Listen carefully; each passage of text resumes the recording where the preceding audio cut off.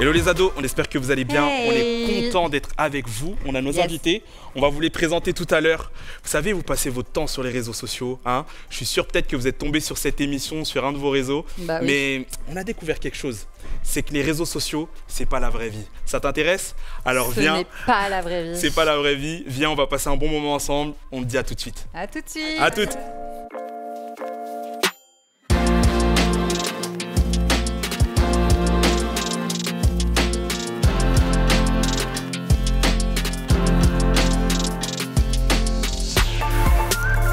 Bon, on espère que vous allez bien. On est avec Jonathan et Gasline.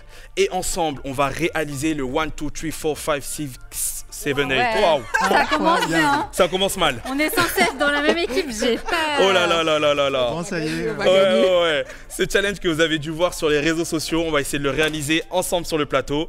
On commence, Christelle? Vas-y. Allez, c'est parti, musique. Ah ouais. 7, 8. Archon. On commence? Yeah. 1, 2, 3, 4, 5, 6, 7, 8. 2, 3, 4, 5, 6, 7, 8. 3, 4, 5, 6, 7, 8. 4, 5, 6, 7, 8. 5, 6, 7, 8. 6, 7, 8. 7, 8. 8. Encore 8. 8. 8.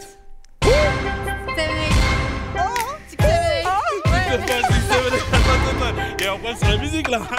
6, 7, 8. on a quelque chose là. 7, 8. 6, 7, 8. 5, 6, 7, 8. 4, 5, 6, 7, 8. 3, 4, 5, 6, 7, 8. 2, 3, 4, 5, 6, 7, 8. 1, 2, 3, 4, 5, 6, 7, 8. À vous, je crois. Ah, bien joué, bien joué. C'était dur, c'était dur. On va C'était chaud. demander à l'arbitre de juger tout à l'heure. Ouais. Ok. Est-ce que la musique est toujours prête? On se met Quand vous dans voulez. L'ambiance. Yeah. Ah ouais. Ok. Tu connais tout ça? Oh. Let's go. 1, 2, 3, 4, 5, 6, 7, 8. 2, 3, 4, 5, 6, 7, 8. 3, 4, 5, 6, 7, 8. 4, 5, 6, 7, 8. 5, 6, 7, 8. 6, 7, 8. 7, 8. 8. 7, 8. 6, 7, 8. 5, 6, 7, 8. 4, 5, 6, 7, 8. 3, 4, 5, 6, 7, 8. 2, 3, 4, 5, 6, 7, 8. 1, 2, 3, 4, 5, 6, 7, 8. Il y a une petite égalité quand même. Égalité. On est ensemble. J'ai bugué. On est ensemble. Mon niveau d'anglais. Oh là là là là. Bon, voilà, on a essayé de faire le challenge comme on pouvait. Franchement, vous êtes peut-être meilleurs que nous sur ce challenge. Hein. Voilà. Aïe aïe aïe. Bon, on espère que vous avez passé un bon moment comme nous. On continue avec la suite de l'émission. On a une nouvelle rubrique, ça s'appelle le podcast. À tout de suite. À tout de suite. Et nous voilà dans la rubrique podcast et je suis avec Gasline. Je suis contente de t'avoir avec moi. Je suis contente d'être là. Oui, Merci c'est trop beaucoup de m'avoir invitée. Ouais, on va avoir l'honneur de pouvoir avoir une petite discussion ensemble autour des réseaux sociaux parce que c'est le thème d'aujourd'hui. Alors déjà, est-ce que tu peux rapidement te présenter pour ceux qui ne te connaissent pas encore ? Alors, je suis Gasline, j'ai 25 ans. Je suis à l'église MLK depuis un petit moment maintenant. Et puis, je suis dans le groupe de louanges. Voilà. Dans le groupe de louanges, suspense. Ok, alors on parle des réseaux sociaux. Est-ce que peut-être tu peux nous expliquer un petit peu pour toi quelle est la place des réseaux sociaux dans ta vie ? Alors, les réseaux sociaux, c'est vrai qu'ils ont quand même une place un peu importante parce que je passe beaucoup de temps dessus, sans mentir. J'aimerais bien réduire d'ailleurs. Mais enfin voilà, je sais quand même qu'ils ont une place qui ne prend pas toute la place dans la mesure où les réseaux, ce sont les réseaux. Et ouais, c'est différent de ma vie, ma vraie vie, pour le coup. Ouais, ok. Quand tu dis qu'ils prennent de la place quand même un petit peu dans ta vie, c'est le côté je scrolle quand je m'ennuie ou j'ai le scroll facile, quoi. Ouais, bon, je crois qu'on est un peu tous dans la même, comment on dit, dans la même brouette ou dans la même casserole, je sais pas. Dans le même panier. Dans le même bateau. Le même bateau. Ouais, c'est vrai. Et en plus, maintenant, sur les téléphones, on a la possibilité de voir le temps qu'on prend sur les écrans. C'est ça. Et je trouve que des fois, ça peut être challengeant de regarder un peu et de se dire, ok, je vais réduire sur ça ou voilà, ça, je sais que j'ai trop fait. D'un côté, c'est un outil qui est assez intéressant de pouvoir se timer et tout. Ça peut être pertinent quand on sent qu'on est un peu trop haut sur le chrono. Ouais, ça prend tellement de temps, puis ça nous empêche de faire beaucoup d'autres choses en fait. Ouais. Donc c'est surtout pour ça qu'il faut apprendre à réduire. Apprendre à réduire et puis comme tu disais tout à l'heure, en fait, c'est pas la vraie vie non plus. Il y a aussi d'autres choses à vivre. Moi, je sais que l'année dernière, pendant plus de 6 mois, j'ai désinstallé tous les réseaux sociaux et je me suis pas désinscrite, mais enfin voilà, j'ai mis off tous mes comptes. Parce que j'avais vraiment à cœur de pouvoir retrouver du temps de qualité avec les gens. Je sentais qu'en fait il se passait plein de choses à côté de moi et que j'avais le scroll facile vraiment trop. Et en fait ça m'a fait vraiment beaucoup de bien parce que j'ai pu réinvestir les relations et tout ça. Alors je dis pas que c'est ce qu'il faut faire à tout prix et je peux même pas dire que c'était un jeûne de 6 mois quoi que ce soit. C'était vraiment un élan de ma part parce que je sentais que ça prenait trop de place et j'ai voulu un peu comme faire un régime ou je sais pas comment expliquer ça. Mais en tout cas je trouve qu'il y a plein de petits outils qui peuvent être intéressants pour essayer de comment dire réguler, voilà, c'est ça. Yes. Et de pas passer à côté de ce qui se passe à côté de nous justement. Ok, bon. Et dans les réseaux sociaux, il y a ce qu'on en fait, j'ai envie de dire, au quotidien. Et il y a aussi toute cette place que peut avoir parfois, on va dire, la recherche des abonnés ou des fois le buzz qu'on peut faire malgré nous parce qu'on poste une vidéo ou quoi que ce soit. C'est vrai. C'est vrai, je ne sais pas pourquoi je suis là. On en vient à la fameuse question, Gasseline, quand même. Moi, j'ai constaté dans la playlist MLK Music de la chaîne YouTube de l'Église qu'on voit ta tête un petit peu sur certaines vignettes quand même. Oui. Et d'ailleurs, sur certaines vidéos, on peut voir que tu as dépassé quand il y a au moins des centaines de milliers de vues sur certaines vidéos. Ouais. Je crois au moins une. Comment ça se fait? Comment ça s'est passé? Comment tu le vis? Ou comment tu l'as vécu, ce passage peut-être de, j'ai envie de dire, entre guillemets, d'invisible à visible? Alors, au début, pour être totalement transparente, c'était compliqué. Ouais. C'était très dur parce que je ne suis pas quelqu'un qui aime l'exposition de base. Je disais que je suis une go de l'ombre, mais c'est vraiment pas une bonne phrase à dire. Il y a un pote qui m'a dit, au contraire, t'es censée être la lumière, pourquoi tu me parles d'ombre? Donc, j'ai arrêté de dire ça. Ah, vraiment, ça m'a tapé. Ça m'a percuté. Et j'ai appris tout simplement à comprendre que si je suis exposée, c'est dans un but précis. Et aujourd'hui, en réalité, le nombre de vues, les j'aime, etc., c'est pas vraiment ce qui m'importe. Enfin, je le fais pour quelqu'un, pas pour quelque chose. Donc, voilà. Ça change tout et ça me permet de mieux le vivre et de tout simplement accepter d'être mise comme ça en avant malgré moi. C'est intéressant comme petite anecdote sur toi parce que du coup c'est vrai qu'on peut avoir tendance à penser dans l'ère dans laquelle on est que dès qu'il y a quelque chose qui réussit sur les réseaux sociaux, les personnes en sont très fières et en sont presque c'est une quête pour eux de réussir sur les réseaux comme ça. Et toi en fait t'es en train de nous expliquer que ça a été pas si facile que ça et que ce qui t'a permis de rester focus et d'accepter cette exposition-là, en fait, c'est de te dire, je sais pourquoi je le fais et entre guillemets, vu que je le fais pas pour moi, et ça m'aide à pas gonfler d'orgueil et aussi à pas prendre la fuite en fait. Yes. Enfin, et puis ce qui m'aide en fait, c'est l'un de mes versets préférés, garde ton cœur plus que toute autre chose. En fait, Proverbe 4:23 pour la ref. Et en fait, voilà, mon cœur, c'est super important de le garder, de ne pas l'enfler d'orgueil et de me dire là j'ai fait tant de vues, donc ça veut dire que j'ai bien chanté, du coup je vais faire la même chose la prochaine fois que je vais chanter, comme ça là il y aura des vues. Enfin vraiment c'est pas mon dos, c'est pas pour ça que je le fais et qu'il y ait 10 000 vues ou 400 000, enfin ça ne changera rien au fait que j'ai fait la chose pour quelque chose. Et c'est un ami d'ailleurs qui m'a dit ça. En fait, il voyait comment je réagissais aux compliments. Franchement, je paniquais à chaque fois que les gens venaient me voir. J'étais en stress total et il m'a dit, écoute, j'ai remarqué que tu réagis toujours un peu de façon gênée et il faut que tu saches que quand tu fais la louange, il y a forcément des moments où les gens viendront te voir.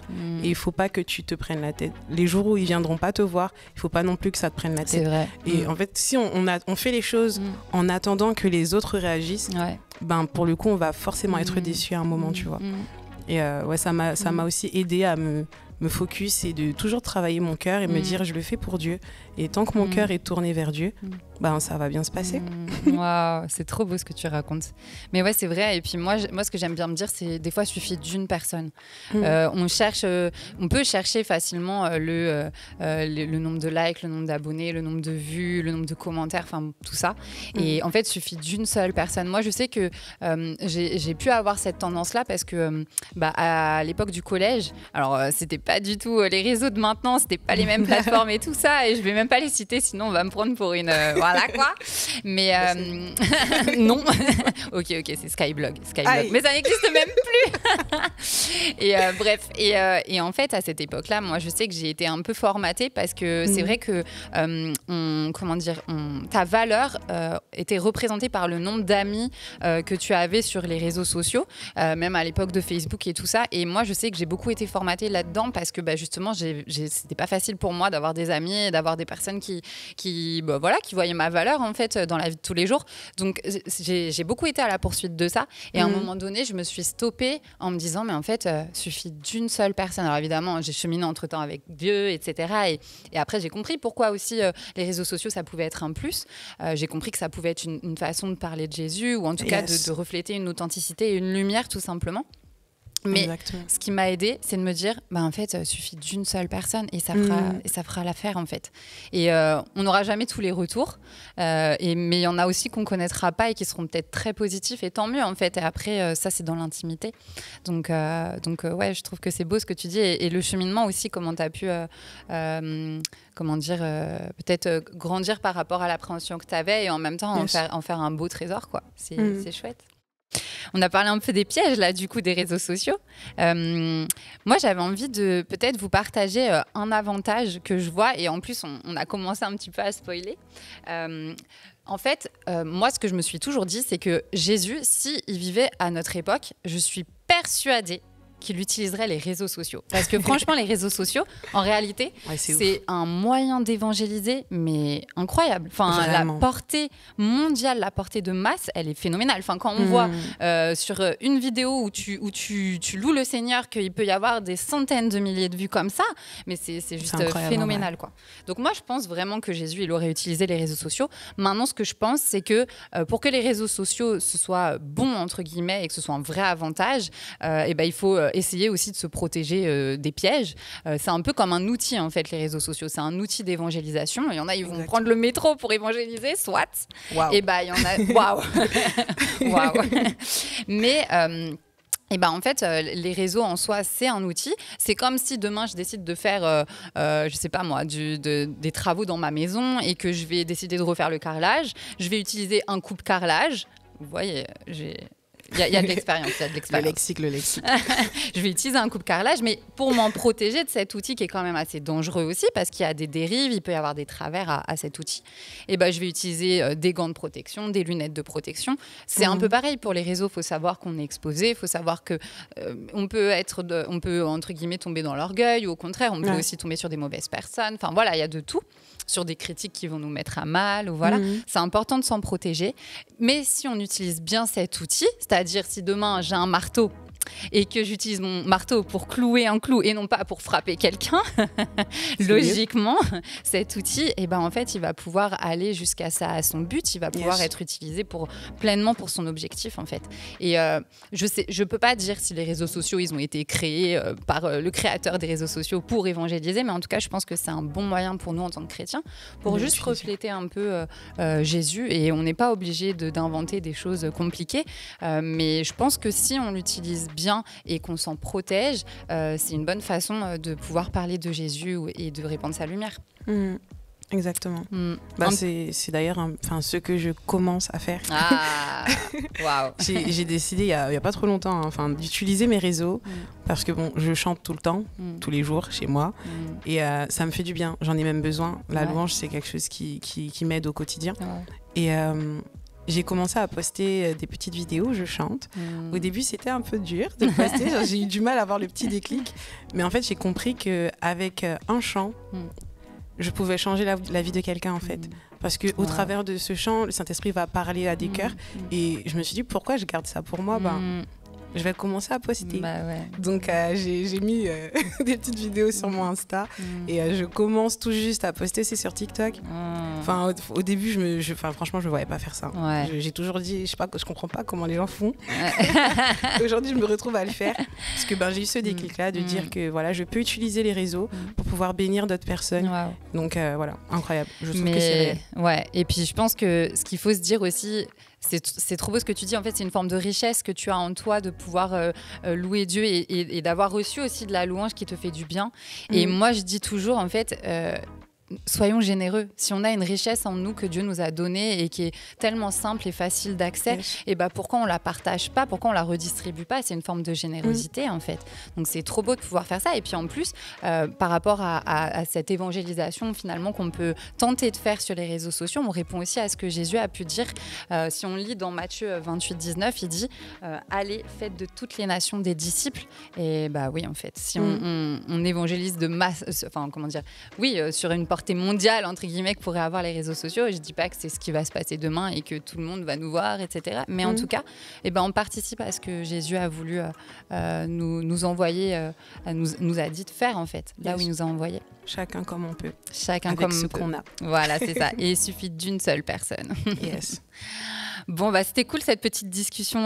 Gaceline, merci d'avoir été là sur cette rubrique podcast. Avec plaisir, merci à toi. De rien. On se reverra bientôt. En tout cas, on vous invite les ados à rester parce qu'on a une super rubrique qui va suivre. À tout de suite.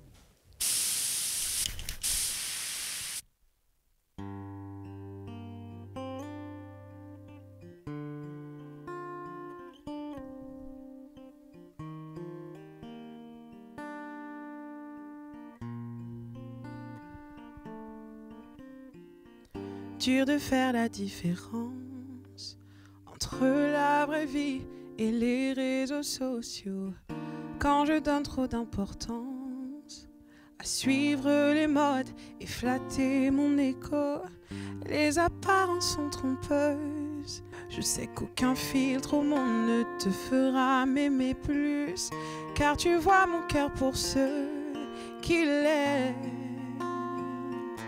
Je suis un chef-d'œuvre de grâce, façonné à ton image.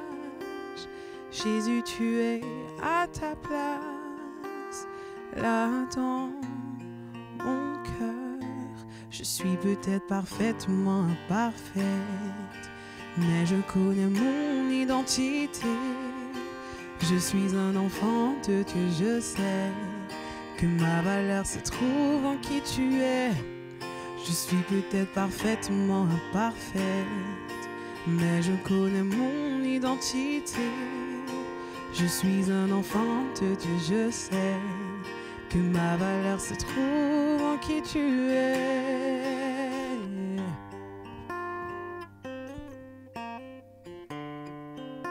Se trouve en qui tu es.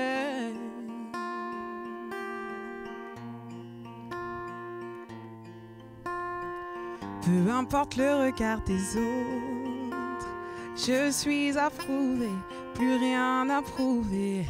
Et je marche la tête haute, marquée par ta grâce et ta liberté.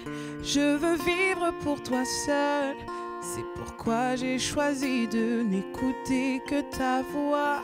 Je sais qui je suis, en qui tu es. Je suis un chef-d'œuvre de grâce, façonné à ton image. Oui, Jésus, tu es à ta place, là dans mon cœur. Je suis peut-être parfaitement imparfaite, mais je connais mon identité. Je suis un enfant de Dieu, je sais que ma valeur se trouve en qui tu es. Je suis peut-être parfaitement imparfaite, mais je connais mon identité. Je suis un enfant de Dieu, je sais que ma valeur se trouve en qui tu es. Je suis peut-être parfaitement imparfaite, mais je connais mon identité. Je suis un enfant de Dieu et je sais que ma valeur se trouve en qui tu es. Je suis peut-être parfaitement imparfaite, mais je connais mon identité. Je suis un enfant de Dieu et je sais que ma valeur se trouve en qui tu es.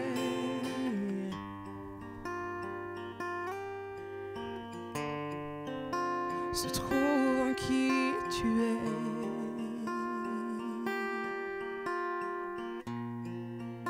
Se trouve en qui tu es.